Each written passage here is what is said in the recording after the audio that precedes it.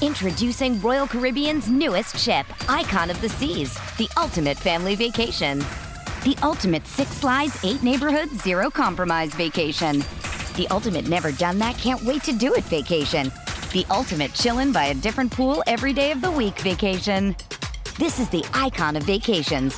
Icon of the Seas, arriving in 2024. Book today. Come seek the Royal Caribbean. Ships Registry, Bahamas.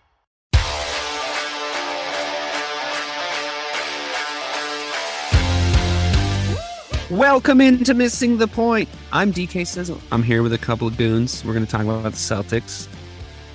Joe Malkin's here to talk about the Stees with us, and real BK Bob Kelly's here. And Craig's here somewhere, skulking around in the dark. Producer Craig, doing his whatever his thing is. We don't know. We don't want to be associated with it because that's called plausible deniability. What's up, dudes? We haven't, the last Celtics show I think we did collectively as a podcast was we were 1-0 up on the Nets. Yeah. Is that correct? Bobby, it was me, you, and Ray. We were 1-0 up on the Nets. We were feeling bullish. We were feeling pretty good about ourselves. We were predicting a kind of a collectively conservative run that didn't end up coming true because we swept them for nothing, which I was pretty excited about. I'll start with you, Bobby. What's your general overall spirit level at right now with a 4-0 sweep? Listen, even my bullish prediction ended up being given the Nets too much credit, which is crazy to me. Like, I got on here, I was hyped up, and it seemed like I was like the homer, be like, Celtics in 5, let's go. Bro, they fucking swept them. It's unbelievable how it ended up going down. Yes, it was the closest, I think it was like the 3rd closest sweep in NBA history. When it comes to like sweep's a sweep. The point, exactly, a point differential. But yeah, exactly. Shit. Bro, what's most amazing about the whole thing is like the Jayson Tatum part is unbelievable. We'll get to that. His statistics against Durant one-on-one is just absurd. Yeah. But the defensive prowess that this team showed, it just really is what Ray was saying, later in the season this year, is defense travels. And when you see defense in the playoffs, man, it's something that not a lot of teams have. And to play defense to this level, too, you know what I mean? Game in and game out. Like, honestly, like, I never got worried in any of those 4 games because you're just like, bro, it doesn't matter because when it comes down to it, we're going to get that stop. When you need to stop, it's happening. And it's just such a different mindset that we've had with the Celtics for the past 4 years. And we preach that on that show. Whereas, like, the mindset is so different. They wanted the Nets, and we got them, and they fucking dominated them. 4 games. It's amazing. Yeah, defense does travel. I thought they looked better in the 2 away games, especially their first half performances in the 2 away games, and the consistency in that defense was absolutely a thing. Joe, we didn't get a chance to really chat about it prior to the series, so you're really not on record about the Celtics' chances in that series. So you can really say you thought whatever you want, but it's a 2-parter. How'd you feel going in, and how close were you? And did your expectations, were they met? Did they change? How did it coexist in your head? My expectations were met because, as Ray said, and we just said it 5 times, defense travels. And seeing what Brad did with this team at the trade deadline, working his way towards the playoffs, I like what Ime does. I don't know if Ime Udoka is a great NBA coach. Now, granted, he got it. This is his first job, his first head coaching job, his first playoff appearance. He beat Kyrie and Kevin Durant in the Nets. Fine. But what I think he does do is he motivates the right way. And he motivates these guys in a way that works for him. They're putting together a team, which is something I said vehemently against Danny Ainge for the last 2 years was, I feel like him and Brad are butting heads. And Bobby, you and I talked about this a bunch, is that Brad and Danny butted heads and they weren't really putting a team together for Brad as the head coach. Danny wanted to put together his team. And I think that's the difference here. And the guys that Brad kept around, not trading away a guy like Marcus Smart, bringing back a guy like Al Horford, it's such a big move by a guy like Brad Stevens, because I think he recognized that what he was working with didn't work for him, but it could work for Ime. So I was pretty high going into this series. I think that also had to do with the fact that I was just sick and tired of Kyrie Irving. I thought KD, as much as I'll give Jayson Tatum all the credit in the world, and I don't want this next statement to take anything away from him, but I think KD dogged it a little bit in that series. Comparatively, right? Like, we know KD is one of the best in the world, but I don't think he played to his best ability, and that's fine. I'm happy with it because, Dave, you're right. A sweep's a sweep. So I was happy with this series. This was the most basketball I've watched because I actually came around. So call me a bandwagon fan. You're a bandwagon fan. Thank you. Oh, sorry, I thought that's what you wanted me to do. I did. Yes, that's perfect. But no, these guys are fun to watch, and they were fun to watch in that series. I have cautious optimism going into the next series. I'll just say what I was going to say because I have to defend Ime's honor just for 1 second. Because I think you beat me to the punch. I think okay, so coaching in different sports has different applications and it has different effects. And by that merit, coaching is more important in some sports than it is in others. I think that you can have a great basketball team with an average coach and win a championship. I don't think that that's true in, say, the NFL. Sure. Or the different sports last year the is the best example. Exactly. I mean, there's recent examples. There's examples all throughout history. Now, you can, and if Mike was here, he'd say that 08 Celtics probably. But the point being, I do think having a good coach can also win you a championship in the NBA. And I think the way to see what a coach is actually doing is the exact things that we saw with the Boston Celtics in that playoff series, because one, Rob Williams goes down. And the amount of impact it has. Now, Bobby and I were going back and forth about Tice and how he can't do what Rob Williams does, but not a lot of people can. Be 6'9" and have a 7'2" wingspan. That's part of it. But the fact that the drop-off was so minimal, I think defensively especially, I think is a credit to Ime. I think they look, and Ray made this point on the last show, they do stuff like the prime pop Spurs do. So that has to be somewhat his fingerprint as well. But although that's sort of, the jury's still out there, that sort of remains to be seen. But that's a guy who knows how to win a playoff series. That's a guy who's been there. He's been in and around championships, playoff series, all that kind of stuff. And I think the fact that they stayed so consistent across all 4 games, and I'll also give him credit for whether it's indirectly by motivating Tatum and Brown and to be the stars that they are now and to have that attitude they are, or directly, like in the huddle, talking them through this, they had the killer instinct. Yeah, they stepped on their fucking necks. And I really think that comes, like, Jayson Tatum and Jaylen Brown, we didn't have that before Ime got here. They just didn't. So, like, I don't think they licked it off the fucking grass is all I'm saying. Go ahead, Bobby. Yeah, no, it goes back to, remember our podcast 2 weeks ago, bro, where we were sitting here, they had just gone into that final game of the season where we could have sat everyone and avoided the Nets. And the Celtics did the exact fucking opposite, where they didn't just play everyone. They played everyone, and they absolutely fucking demolished that team. Did you hear what Ime said about that today? Yeah, that he asked the players, and the players were like, fuck yeah, we want the Nets. Bring them on. He was like, we play basketball. We're not marathon runners. We're not running from anybody or whatever he said. I was like, that's great.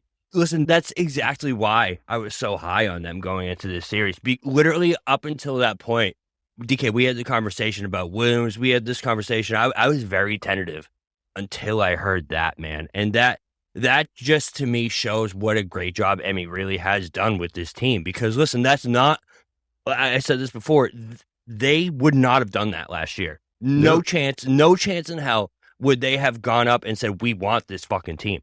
No. I think one of the biggest criticisms has been that they seemed disinterested. They were so soft, man. They were letting people roll over them. And I think that the thing that's changed from that time till now is the head coach and like the culture. And I also think like they always had all the talent in the world. Like that, I mean, it's great that we have the Al Horfords of the world, and he's looking like vintage Al, and he's like running the perimeter, and he's like shooting confidently, and like that's all great. And like it's great that our role players were 10 times better than the Brooklyn role players. And it's great that when Blake Griffin started a little run, the Celtics of 4 years ago would have been, oh shit, and they would have I guarantee you they would have let Blake Griffin beat them up. You know what I mean? Like that's like Tyler Hero starting to just fucking like be absolutely wet from the perimeter. Like we watched it happen to these teams already.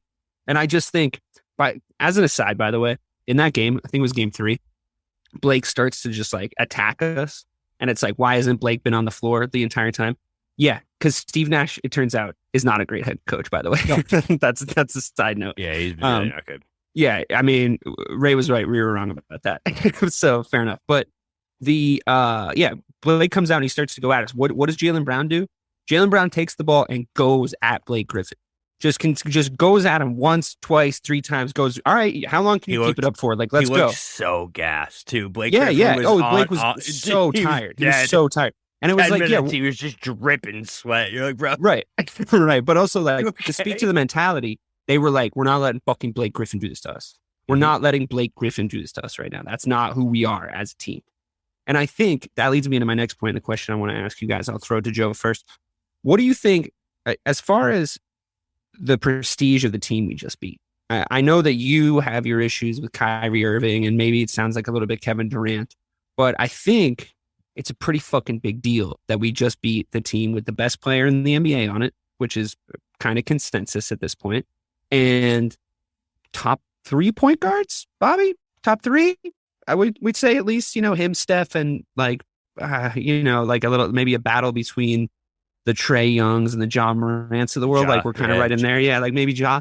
So that's pretty impressive, like to me. And I think it's like the more Celtics fans shit on Kyrie Irving and Kevin Durant, the more it takes away from the prestige of the win a little bit, because I think it is a big deal. And I think that was going to be one of the hardest teams we faced in the playoffs.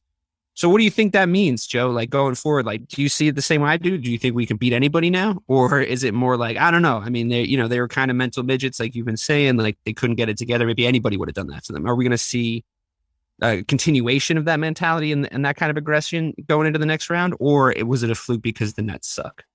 I think we saw the best out of the Nets in the first 2 games of the series. And I think in the third game, they went into desperation mode. They definitely mentally quit. Yeah. That's for sure. In the third game, they went into desperation mode, and in game 4, they quit. And that was that. And that's not to, I mean, like you guys said, that was one of the closest sweeps, or Bobby said that's one of the closest sweeps in NBA history, but it's still a sweep. So it's like, all right. I think that's a credit to us, because I think one of the biggest criticisms was we can't close out close games. That was like one of the biggest criticisms. Yeah. And then we just did it 4 times in a row. Right. And against 2 of the best players in the NBA. And that, I'll give Kyrie that. When he wants to play, he is one of the best. That game 1 was absurd. Yeah, but that's the problem with the NBA more than any other sport, is that you don't have to play at 100% 82 nights, and you can still be considered one of the best in the league. And it's like, this guy missed half the season because whether it was the COVID vaccination or... I mean, you're still playing fucking 4 quarters of basketball, though. It's like, yeah. I've watched these right fielders out there scratching their fucking buttholes for like 182 games. That's why I like baseball so much. I like it's like, you don't have to try your hardest. You hardly have to try your fucking hardest. No, you don't. And that season's 162 games. It's 2 NBA seasons on top of each other, with usually 1 day off a week. You're right, but it's not as physically taxing as a game like basketball. No, don't take anything away from the Celtics. I don't take anything. I think this is impressive.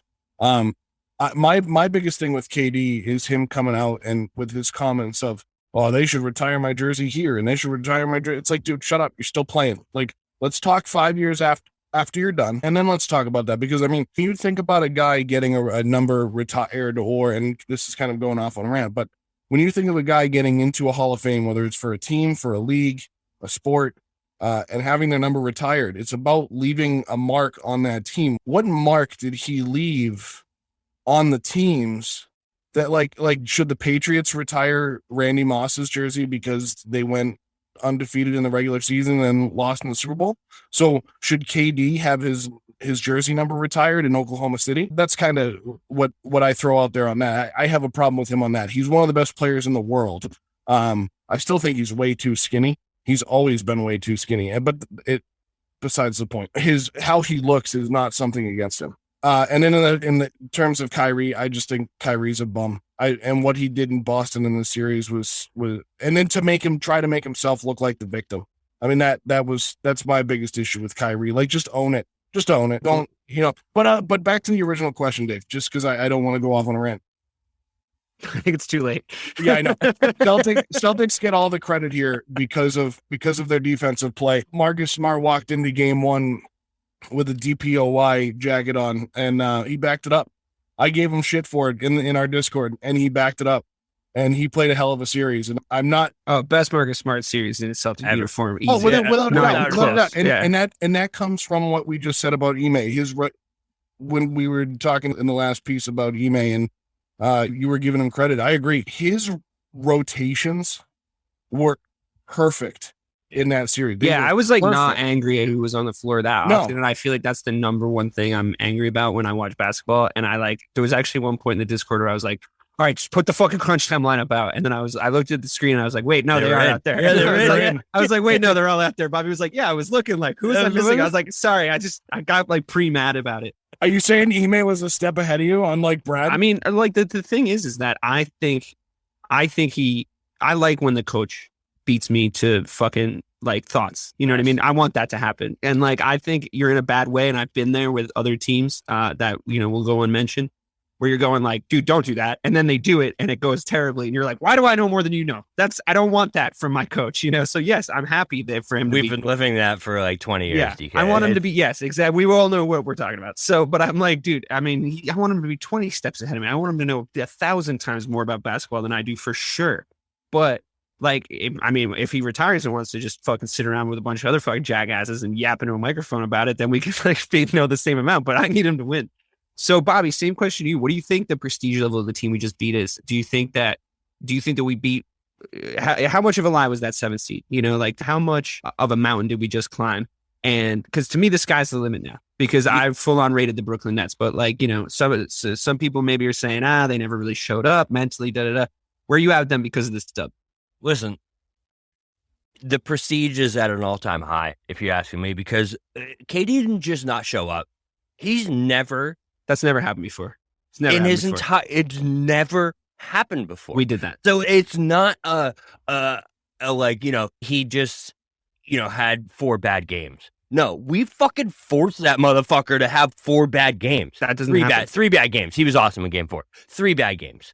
But if you look at the stats, man, and I don't want to lead this into our Jason's, but Jayson Tatum was so locked down defensively on Kevin Durant that it just, I feel like it sent a message to the rest of the team that is like, listen, your star, your number one guy is going at the number one player in the world and shutting him the fuck down. You better not let fucking, what's that guy's name? Brown. You better not let Brown go off on you, or you better not let these dudes do this because listen, your guy is shutting down KD. So what the fuck are you doing? Yeah. And he was just up in his face the way he was doing it the too. Whole like time. The obvious game plan was smother KD, smother easy shots, nothing shots. easy, boom, get in his way. It was fucking all time like game plan execution. And he hated it. You could tell KD fucking. I honestly thought he was going to freak out way more than he actually did. But on that note, I'll say this because I agree with you. I think after game 1, there was 3 certainties in life: death, taxes, and Kevin Durant going fucking off next game. And then it didn't happen. And then after game 2, you're like, all right, well, then now it's really going to happen because you just know in your heart, you're watching the Brooklyn Nets go home and you're like, all right, we're due one. We're due an L. Like, if we're going to, honestly, like anybody with a discerning eye watching that series was going in going, all right, if we're going to take one, let's take game 4. You know what I mean? Like, if we're going to take one, let's take game 4 because KD's coming out to fucking play tonight. He's going to ball out. And it didn't happen again, which is crazy. Not only did it not happen, so game 3 is the one that, Joe, I'll agree with you, where he dogged it. And he wasn't, you could tell KD, he was defeated, bro. Yeah. What did he have? He had like 4 shots in the first half, which is fucking unheard of. Give Jayson Tatum more credit on that, though. And this is where I'm going to kind of take Dave's stance with what he did with Ime is, I don't think Kevin Durant's ever been punched in the nose like that. Ever. Yeah. Ever in his career. Where Agreed. He's had someone in his face. I've never seen. That's because people can't keep up with him. It's not for lack of trying. Well, that fair enough. Is like Tatum's ability to be as fast as him. Like to get to these spots like him, like into to. A lot of times he was there before KD got there. He knew where he was going to go. He knows his spots, dude. He watched his tape. He definitely really watched his tape. And I've never seen defense played like that in the NBA. It's a reason why we were kind of leaning towards this maybe happening, the majesty and the narratives of this season, because this is a guy that Jayson Tatum's modeled his game after. And this has been obvious since he got to the NBA. Like, the way that Jayson Tatum plays is very similar to the way Kevin Durant plays, because they can both make their own shots wherever they want. So, like, what's the most effective shot to make if you're, like, longer and faster than everybody else, like both of those guys are? Now, granted, Kevin Durant is fucking taller. But what does that mean? It means Jayson Tatum's got to add some other shit to his game. Now, playmaking, we were all on fucking board with him adding playmaking to his game. I still think he fucking stands up too high when he dribbles. But, like, honestly, we're fucking splitting hairs at this point. The dude's a bona fide top 5 NBA superstar, like, facts. But the guy played a defensive game that I did not know he was capable of in a playoff series. And I don't think anybody knew that. I think he was like, he Kobe'd that shit. He had it in his fucking back pocket and he was going like, wait until because he was playing good defense all season. Like, I'm not saying it came out of absolutely nowhere, but I think he knew, because Tatum's been like this. He's like, I'm going to go up a level now. I'm going to go up a level now. I'm going to go up a level on this thing now. And I think for him to kind of be like, watch how good I am at defense, though. And then just fucking get up in fucking KD's grill for 4 straight. And it was so enjoyable to watch. It was so enjoyable to watch because you're like, it's happening again. It's happening again. and it was just fantastic. It was that enjoyable because not only did you see Jayson Tatum do it, but Kevin Durant had no answer for it. I keep picturing in my mind him getting a pass at the top of the key, Jayson Tatum getting in his face, literally like stomach against his ribs and not letting him go anywhere. And KD he wanted nothing of it. He looked uncomfortable. Yeah. And I think that, like you said, he watched his tape. How do you make this guy uncomfortable? That's the way you make them make mistakes. And I think that comes back to one, everything's going well when you're winning and when you're playing well. When you have a good coach, when they put a good team around you, when you're 8 to 9 guys deep and everybody can play and you can fill in for Rob Williams with Daniel Tice. I mean, I just love that, and this goes back to the Danny Ainge days. It just shows me how much Brad Stevens enjoyed having Al Horford and Daniel Tice here because he brought him back. And I know that seems simple, but if you really think of it on the level of what Danny Ainge did here in the last 2 years with all the debacles he had with player personnel and putting this team together. I mean, we now have 8 to 9 guys on the team that can play at all times, and you can pull Tatum and Brown off the floor for 2 minutes and still feel comfortable. And that's a good problem to have. Yeah, that's huge. I mean, that leads us well into the conversation about the role players. I think we've touched on briefly the fact that Marcus Smart had one of the best, if not the best, I think definitely the best series he's ever had in a Celtics uniform in the playoffs. We talked a little bit about the Defensive Player of the Year moment, him coming in the robe.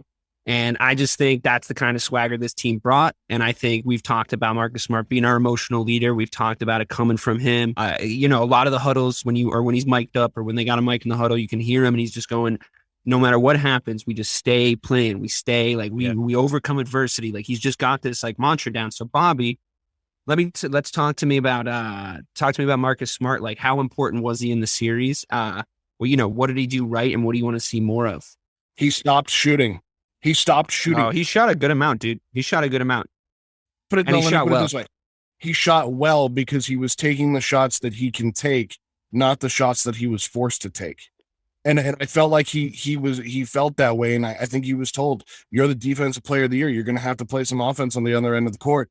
But, let's get this set up. The team, the way the offense is running, it's running to set guys up for what they're good at, not for what they think they're good at. And I love that. Is that he took the shots that he can make and not just throwing the ball up from beyond 3-point. Yeah, no, 100%. So when you think about what Marcus Smart was before, is he was a defensive 2 guard who exactly what you know what I mean? He just shot so much and he would force up shots. He would do all these things. Now, man, he's so bought in to being that point guard that he's literally risen to a level where he's one of the best point guards in the fucking league. And I don't think I've ever had more confidence in the shots that Marcus actually takes. So I was texting my other buddy that every decision that Marcus makes now, it used to be Marcus was the king of the no. Oh, okay. Bro, I don't have those no moments anymore. What the decisions that he makes, I'm so comfortable with on the court now because it's just, I don't know if it's Emmy. No, it 100% is Emmy. And his ability to just have Marcus buy into this system, have Marcus buy into this role that he's playing.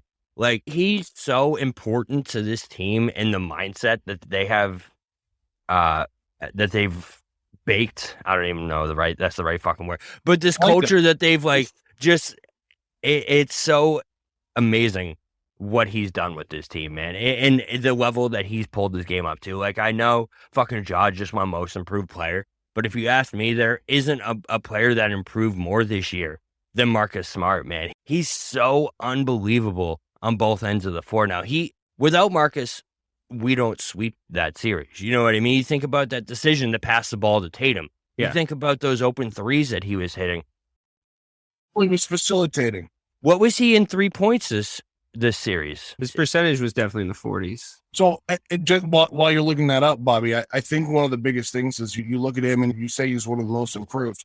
I don't disagree that he's one of the most improved, but I don't think improved is the right word. I think he was a lost soul, if you will, to get really deep, and was guided back down the right path, because he had a tendency to veer off and have too much freedom. And I think that's one thing Ime has done, is brought the guys in and put them into the positions that allow them to succeed the best. And he's done that with Marcus Smart. I think Marcus Smart has always been this player. He just didn't know he could be this player. He thought he could. He just didn't know it. And I love that about him right now. He was 31%. He wasn't great. Whoa, really? That's really low. Yeah, I know. It wasn't great. Probably higher than he's been shooting. That's actually lower I feel like that's a low percentage for him. You know what though? I think the threes he did hit were big. I'm surprised by that. I'm a little surprised by that too, but you know what? I think it's 31% of a lot less shots. And I think his volume went down from around the perimeter. So you're not just seeing him jack up fucking shots like Joe's saying. Moving on to a couple of other role players. We got Rob Williams back in the rotation for the last game. I think, or back up to full minutes for the last game. He did like 15 minutes. I didn't really notice him too much in game 3. On pure presence, I think it's good that he's back, but he looked a little rusty to me. He didn't look 100%. His timing was off. Yeah, and also his impact was immediate.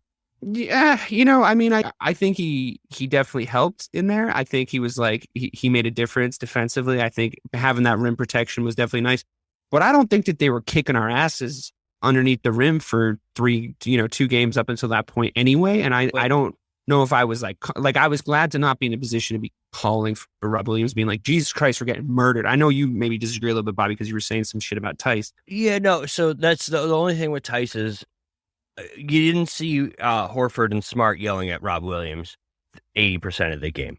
Listen, Tice is good at what he does, but he gets caught out of position way too much. And I mean, I don't know if it's just because we know what it looks like with Rob Williams and how perfect and how amazing it is when he's at full strength, but obviously it didn't affect him too much. So, I mean, it is what it is. I'm happy he was back in there.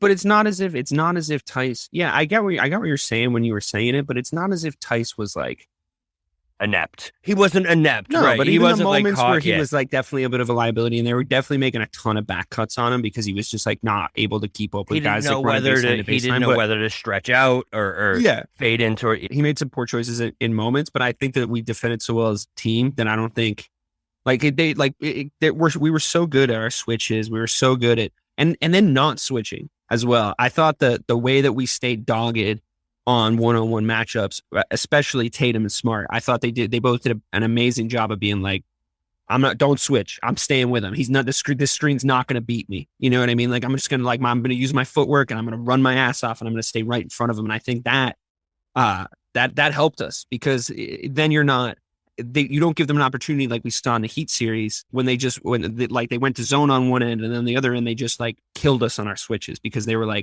we know their switches. We know when they're coming. It's going to be this guy to this guy. Let's draw them out and then let's cut them apart. And that was happening to us so much. It doesn't happen anymore because those screens are tiring. And the reason you do them is so you can switch defenders and get mismatches or, easy rolls to the basket.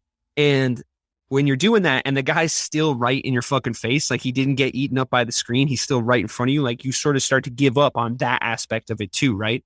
So I think we did sort of break them down mentally in that sense. One person we can't leave without talking about is Grant fucking Williams, bro. Yeah, he had a great series. Yeah. This dude, I have never seen someone take my opinion of them from you do not belong on a court in NBA crunch time to literally earning yourself in a matter of 3 games a spot on that floor in the last 2 minutes of the fucking game, and me being so comfortable with it. And when he lines up that 3-point shot, bro, you know it's in. You know what I mean? Like, if he's open, he's hitting that fucking shot. And I haven't seen someone ascend like that literally since like Eddie House in that 08 days, where like I think he's a little better than Eddie House. Yeah, I do too. Still, bro. So his stats in this series, think about his game 3 was enormous. I know that he had a Grant crazy Williams high. Went from averaging 11 minutes last year to 30 minutes a game this series, And don't forget, 50% from 3-point and 70% from the field, bro. 70% from the field. That is. Yeah. Also, don't forget that those 11 minutes last season were about 4 to 5 minutes too many at that point. Exactly. And it's crazy. And we want to talk about Tatum's defense, talk about Brown's defense, talk about Smart's defense.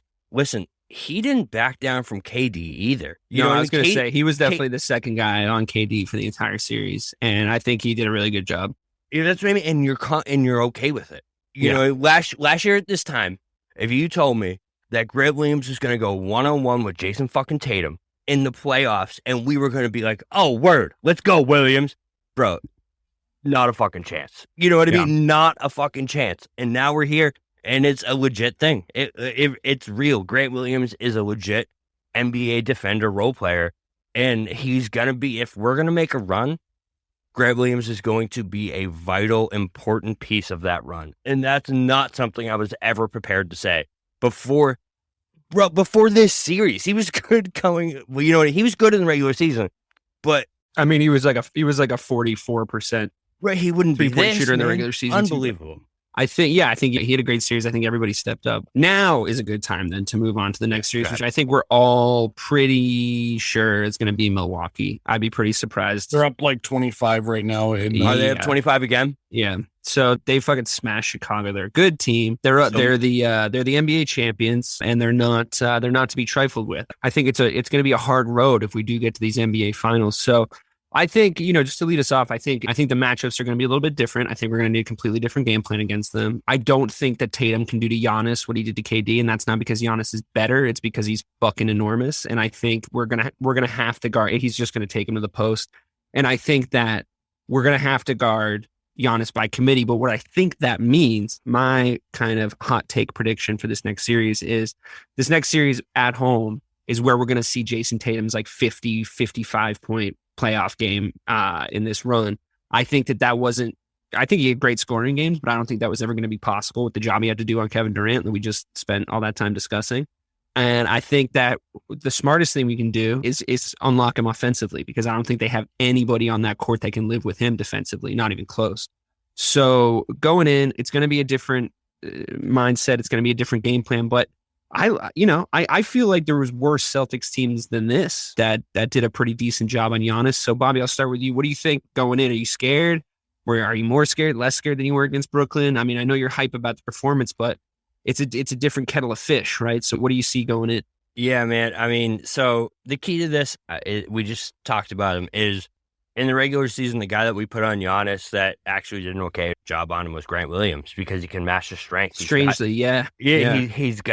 that lower body strength to stick with him in the post. It's going to be different than what we just saw for sure. I mean, I'm still picking the Celtics just because of exactly what we said, the defensive prowess we saw in this first round series. Chris Middleton is out, which I'm not sure how much that matters anymore, because it feels like he's always out though. It feels like they can't rely on him. And since he went out, they've absolutely dominated the Bulls 3 straight games. Since that happened, I think it's like 25 points, 20 points, and now Joe just said it's better when he's not there. Yeah, they're up 19 in the third. Yeah, it kind of seems like a Ewing theory to me, to quote Bill Simmons real quick. But like, the Ewing theory is bullshit though. Like, let's be honest, Patrick Ewing didn't make the fucking Knicks worse.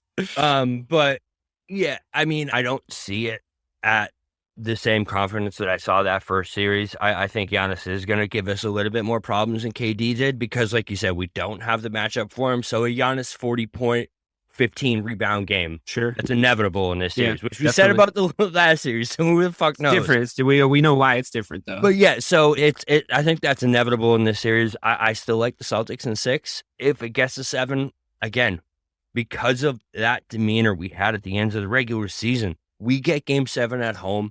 And I don't think there's a bigger home court advantage in the NBA right now. If I'm being honest, like that's a legitimate thing. It's like Boston is a feared fucking place to play in the NBA playoffs. So another reason why you should watch Winning Time. I mean, I'm just saying. Okay. But no, I agree. Joe, I'll go to you next. The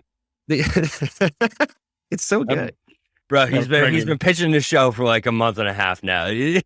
I'm just trying to do you a favor. Joe, I'll go to you. That'd be a sweet sponsor. Yeah, HBO. Yeah, right. I'm with Bobby. I think it's going to be less of a defensive fight, which sounds weird, right? But I think we're dealing with a team we're going to have to run with and keep pace with, rather than a team we can get in the face of and back down. Their bench is deeper. Yeah, the role players on the fucking Nets were absolutely trash. Yeah, no, they're awful it's because they spent all their money on their big 3 and Blake Griffin. So besides that, the role players on the bench for the Bucks is much more like ours. Like, these two teams are very similar. I don't think either one of our superstars are as big and strong as Giannis, but I think they do things better than he can in other aspects of the game. I like the Celtics in 6 too. I think there's going to be a game, like Bobby said, where you're going to get a 40-15 performance from Giannis, and they're going to, again, to use the analogy again, they're going to punch us in the nose and kind of knock us out and bring us back down to earth. Because right now the Celtics are on top of the world. They're on cloud 9. And, people are starting to say Celtics Warriors in the NBA championship. And it's like, whoa, guys, let's slow down. I mean, you got a Mavericks team that's playing like the Celtics did without Rob Williams, without Luka Doncic. I mean, and then that Mavericks team is pretty scary. Nobody expected them to be. So, I mean, I look at, also the Heat minus Jimmy Butler last night. Yeah, and the Heat too. And he, like, to stay in the Heat, sure. It's like, but so who knows? I mean, people want to speculate so far out, and it's like, guys, let's let these series play out. But yeah, I like the Celtics in 6 because I think overall, I think they have they're going to have the better coaching and the better discipline to stay in the game. And of course, all we heard in the first series was, see which game Scott Foster has. So let's see which game in this series Scott Foster is the official of, and maybe we'll know how it goes. Although he's so fucking bad, dude. Hey, the Celtics benefited from it in game 4. So I mean, they tried so fucking hard to keep that series alive. It's like, it's not even. God, it was pissing me off. It's because so the Nets didn't want that it. offensive foul was so that was one of the worst offensive fouls in the playoffs I've ever seen. He doesn't give a fuck, dude. No, well, he doesn't. They also had an officials meeting in New York like 3 days prior to that game 4 or something. So that sounds like a party I want to be at. The officials meeting. Let's get a bunch of referee types in with Adam Silver and the NBA officials. There are some good ones. I love I love the sideline camera when they do reviews and they come right up and they're like as close as I am to the camera right now, and they're like looking down on you. I think that's the coolest thing they've added in the NBA in a long time. Celtics and I think we just got an insight into what kind of porn Joe watches. POV strictly. Yeah, POV. Yeah. Strictly to hashtag POV. That's it. That'll be in the show notes. POV is good too. I mean, I'm just saying. Who doesn't? You gotta put yourself mindset. there. Yeah, the sun's not down in LA, guys. Yet we can't have MTP after dark. Watershed. So first of all, the Celtics right now are. This is not something I thought we would be talking about. Are favored in the fucking Eastern Conference to come out and go to the finals at this point. We're plus 180. Is that after they won the series or before? After they won the series. So that's updated odds. Plus 180 the Nets. Not the Nets. The Heat are like plus 210 or something like that. So they're second. Celtics are favored to come out of the East right now. So that's how high Vegas is on the Celtics, which is not something I was prepared for. I was trying to get you guys to say is that it's fucking wild that we beat KD in the Nets in the fashion that we did, in the way that we did, and like it means best that defensive series in the playoffs, probably at least in the last 5 to 10 It was the years. best defensive performance I've ever seen in the entirety of watching basketball. It's the best defensive performance I've ever seen because it's not those guys just don't have back-to-back bad games in the playoffs. They just don't. And then we did that, and it's fucking insane. It's so crazy. Like you said, just to kind of go off that thought, Bobby, to before you go, that's where you said it earlier, and I think we kind of skimmed over a little bit, was that's kind of Pop's mentality, right? Like, guys bust their ass and play their butts off, and, you know, you have your superstars, you have your big names, and then, you know, you go and do what you have to do to win the series no matter what it takes, and that's very Greg Popovich-esque, and I think Ime is channeling that, and a good thing for Celtics fans. Yeah, and listen, so I want to pitch something to you guys that I didn't think I didn't think would be a possibility coming into this, right? So it's very possible that 3 weeks from now, a month from now, however long it takes to finish this out. Jinxy. This seems jinxy as fuck. It's not. Listen, it's not. But it's so. Let's say it does happen, right? We go on this run. It is what we think it could be. It's very possible at the end of this fucking season, Jayson Tatum is being talked about as the best fucking player in the world. And that is something that I was not prepared for coming into the season. Because you think about it, right? If we go on this road, what does he have to do, right? Let's talk about it when we get there. Just hear me out. Beat Giannis, right? Beat the Heat and Jimmy Butler. And then possibly go up against fucking Stephen Curry. Or go up against fucking Ja Morant. Like, the things that he will have to do to get to this point, it's an actual possibility that after this entire run, Jayson Tatum is seen as the best fucking player in the world. And that's not something I was prepared to talk about coming into this fucking playoff run. But listen, that's what I'm prepared to talk about right now. Listen, he just dominated Kevin Durant for 4 fucking games. And it's a different mindset to now. Listen, you can't make a list, right, of the top players in the NBA and get to the 5th spot without mentioning Jayson Tatum. No, he's top 5. That is a real thing that we are at now. He's so, like, if this run happens, he's going to be above Embiid. He's going to be above Jokic. Like, you know what I mean? Like, you just go down the list, and even if we get to the finals and lose, he's still above all these dudes going into the next season. And it's like, going into this year, he was top 10, maybe. But because of what we just witnessed, what the domination he just had on Durant, if he gets past Giannis, he gets past Embiid, bro, sky's the fucking limit, man. Sky is the limit. There's a big youth movement going on in the league right now because you have your guys like Kyrie, who's a little bit older. He's not as old as a KD or a LeBron or a Blake Griffin. Not that I'm putting him in the same breath as them, but like we are getting this new young crop of guys. And as Ray has said many times, it's a 4 to 6 year window for a guy like Jayson Tatum. And we're at the back end of that 4 to 6 year window. So, Bobby, I'm with you. I'm not prepared to have the conversation right now, as Dave just alluded to, because it's an alternate reality we could live in. Though. It's not. No, it's the current reality, but we got to get there first. Like, finish the trip. It's like a cross country trip. We're going to. I got excited. You're just a little ahead of yourself. You're just a little ahead of yourself. Like, no, seriously. Like, we're on a cross country trip to go see Dave. I just picked you up in New York. And we're like hitting the Pennsylvania border, and you're like, we're about to see Dave. And it's like, no, we still have like 2,500 miles left to go, Bobby. Like, let's get there first. It's actually a pretty good fucking analogy. Before we start talking about it. But the reality is we are going to see Dave. And, you know, Jayson Tatum is going to be considered the best player in the world because that's the trend that we're going on. And I don't think he has to win it. Everybody this slow year. the fuck down. Hang on. I don't think he has to very win it possible, this year. man. I understand that it's Bobby, very possible. we gotta get there first because there's no way we can have that conversation now when he hasn't done that yet. Don't put ifs. Don't put ifs in front of everything. You're jinxing it. This is the Heat series all over again. That was you. Damn it. I was trying to put his blame on Bobby. Dave just.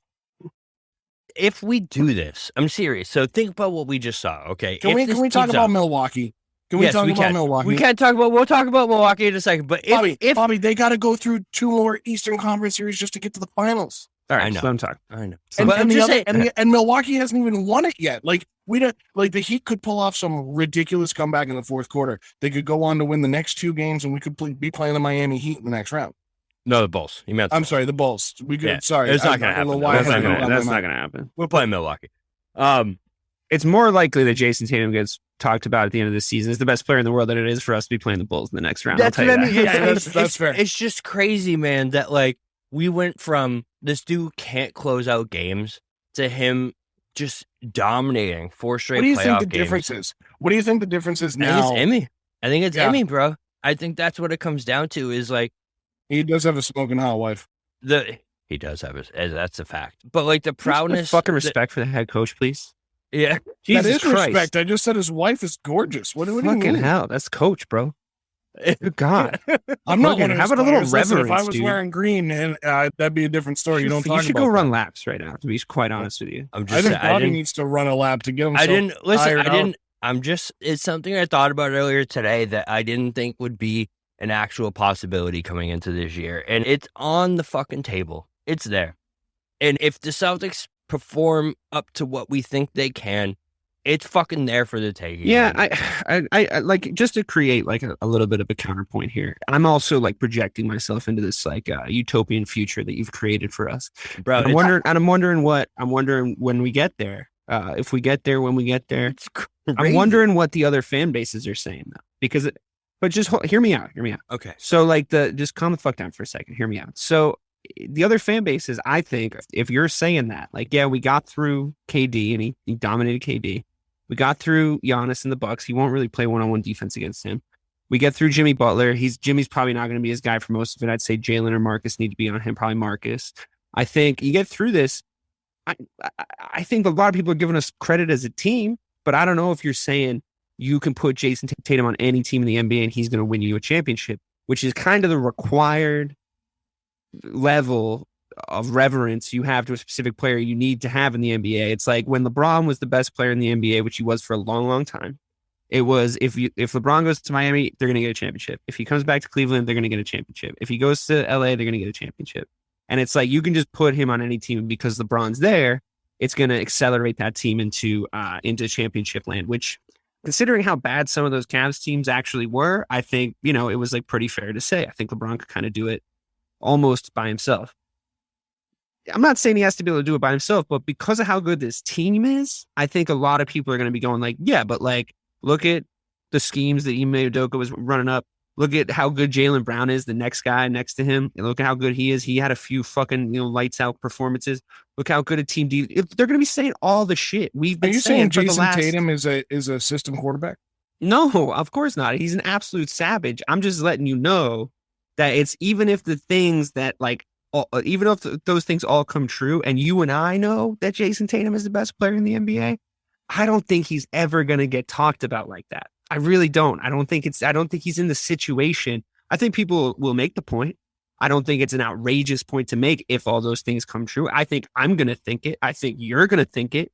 I think that makes a lot of sense. I'm going to fucking think it. I know you're going to think it. You're already thinking it. I'm already there, man. But I think that there's a lot of very smart people in the world of basketball that would be going, it's still Kevin Durant. And I think that they would be, in a way, they'd be correct. Or they'd be saying, I don't know, it's still Steph. Like, look what he can do. However it's going to be arguably the best player in the NBA. It's never going to be, but definitively. It's still arguably, man. And that's good enough for me. That's good enough for me. To counter Dave's point and sit you on the bench with your week 6 Cowboys are beating the Patriots mentality right now. And they're going to be the best team. We're so far beyond the week 6. Don't compare the Celtics to the fucking Cowboys. Please, for the love of God. It's not close. So my counterpoint to that would be, you brought up a guy like KD and you brought up a guy like Steph. KD can't go anywhere in the league and win. We've seen that. Steph has played his entire career in the same place. Now he's won the championship multiple times. He's also been hurt, and he is on the back end of his career. I mean,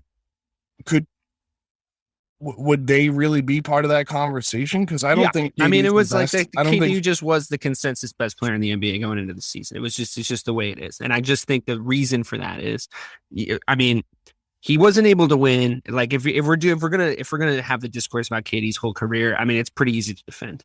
He wasn't able to win in Oklahoma City from his rookie year till however many years he was in the league. I think he's playing with Russell fucking Westbrook, and I think it's impossible to win with fucking Russell Westbrook because of his game. I agree. He went to the Golden State Warriors, and he made them into arguably the best basketball team ever assembled, and they won chips because they were fucking nasty. Like they just were because of him. And then he came to Brooklyn, and it hasn't worked out yet. But I mean, it's not gonna. We've just spent this entire time talking about how fucking good the Nets are. because KD's on the fucking team, though. You know what I mean?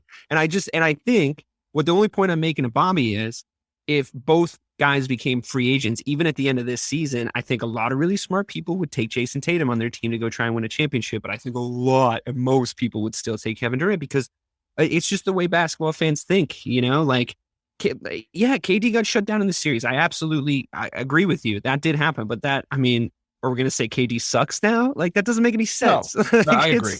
It's like he's still Kevin Durant. You know what I mean? So, but it's way more of a conversation than it ever has. Absolutely, it would be, and he would definitely, and like I think he just got to the top 5, so I'm personally happy here. Like I think it just happened 3 days ago, so like I think you're a little greedy, but like I think he just got to the top 5, and I'm now going to litigate the foundation because that's what we do here. We're going to litigate the foundation of why he's a top 5 player before we get laughed out of the room on he's the best player in the NBA. I think. We all know that I like to build the house before the fucking foundation. Okay, that's literally my MO is what I do. Of course, right? That's what I do. But like when you list, it's crazy. When you list the top 5 players in the NBA, Jayson Tatum has to be in that list now. I agree. He has to be. Agree. And there can't be an argument on this side. So no, I agree with you. Listen, okay, yeah, you can take my excitement and pull it back a little bit. All right. I mean, you're creating a false reality, and I think that, and I think in creating it, you're being a little bit of a fucking jinx, to be honest with you, because that guy's got an ACL just like everybody else. So, like, let's just calm the fuck down. You know what I mean? Like, let's just calm the fuck down. Like, you're talking about, but like the thing is it's sort of contradictory in its own hypothetical because you're saying like, look at how huge of a mountain he has yet to climb. But if he did climb it, he'd be the best guy.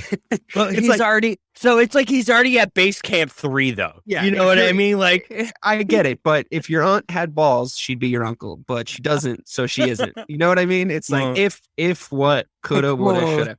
On that note, I think we can wrap things up. I think that was a lovely chat about the Celtics. I love your enthusiasm, and yeah, fuck it, why not? Jayson Tatum is the best fucking player in the NBA. I wasn't wrong about. We can just say that because it's fun. Who gives a shit? Celtics in 5 was I'll put it to you this way. So. Yeah, fair enough. I'll say this to you right now. I wouldn't trade him for all the fucking tea in China. I wouldn't trade him for Kevin Durant. I wouldn't trade him for Kevin Durant 3 years ago. I wouldn't trade him for fucking LeBron James circa 2012. I wouldn't trade him for fucking anybody. The ceiling is higher than yeah. Well, but I'm not even talking about next season. I'm not even talking about next season. I'm talking about for the remainder of this playoffs. I wouldn't trade him for anything. I wouldn't trade him for prime Michael Jordan. I like exactly what we're doing right now. Before you end it, we're gonna go into another small rant real quick. And Joe, you said earlier, KD is too skinny, right? I couldn't agree with that more. He's not. Listen, I couldn't agree more because when you think about it, right? We always talk about it. JT is KD light. He's this light. Bro, Jayson Tatum can body Kevin Durant at this point. And he didn't body him. He just spent 4 games not bodying him. He was playing one-on-one defense with him the whole time. That's what I mean. But like he's just stronger than him at this point. And if he's gonna be KD light, he already has another aspect of the game that KD has never had. I'm telling you, I'm sorry. I'll stop. Jayson Tatum's ceiling is so high because of what he has that like we've never. Kevin Durant is not too skinny. I think you can if you want to see if Kevin Durant needed to have a different body, I will just show you his body of work. Okay, that's and it's like facts. It's fine. I think he's fine. He's one of the best to ever play the game. But just Bobby, temper your expectations and your excitement for 2 seconds because I'm just warning you. And to offset your jinx, there is a possibility the Celtics lose this series and he has a bad game. Like, that is a possibility. Now, the nice thing is they get a few days to rest because Milwaukee still has to finish off Chicago as they are. They're up 23 as we record this in the fourth quarter. It's already finished. It is. But what I'm saying to you is they get a couple days off. But, you know, this is where I prepare with you specifically, to wait a week down the road and for you to be cursing the same things that you're praising, because it happens all the time, especially in football. Well, it hasn't. It's just to be fair, just to be completely fair, it hasn't happened so far in this playoff run. And I'm not going to sit here and hope that he's wrong. Like when he talks about the Cowboys, it's not the same thing. I think at the end of the day, I think I give you a lot of credit for the takes you had in the last series. I think we all had some good ones. I'm very excited about this Celtics team. I just think, just like they would do privately in the locker room, we're going to take it one game at a time, and we're going to take it one series at a time at most. So looking forward to the Milwaukee Bucks. Looking forward to talking to you guys again when we have played a couple of games against them. And then we know a little bit more about what the series looks like. We should definitely get a show in more in the middle of the series. That last one ended a little quick. Kind of quick, so yeah. It was tough to get together because the smoke had already fucking cleared by the time we were able to get this thing going. But that was a good show. I'm glad we're all here. Listen to us on the Missing the Point stream, and we're also doing a show a week over on the 617. This week we're doing one about the Patriots draft with two of our other contributing members, Mike Marcangelo and Rayshawn Buchanan. So go check that one out if you haven't already. And thanks for listening. We'll see you next week. Go C's. Electricast. Welcome to Tuning Into Sound Wellbeing, where we harmonise your mind, body and soul. I'm Amanda, your sound therapy expert. And I'm Stephen, the curious explorer uncovering the mysteries of sound. Together we explore vibrations, frequencies and the power of sound therapy and tuning forks. Discover ancient wisdom, reduce stress and tune into a healthier life. Subscribe to Tuning Into Sound Wellbeing today. Welcome to the Reverie Channel, where entertainment knows no bounds. Live concerts, on-demand music, documentaries, and short films, all in stunning HD. Now on Roku TV, Apple TV, and Amazon Fire. Immerse yourself from home. And on Android and iOS for those on the move. Support creators with crowdfunding donations. Fuel their creativity. Join us in shaping entertainment's future. The Reverie Channel, where every view, every donation matters. Electricast.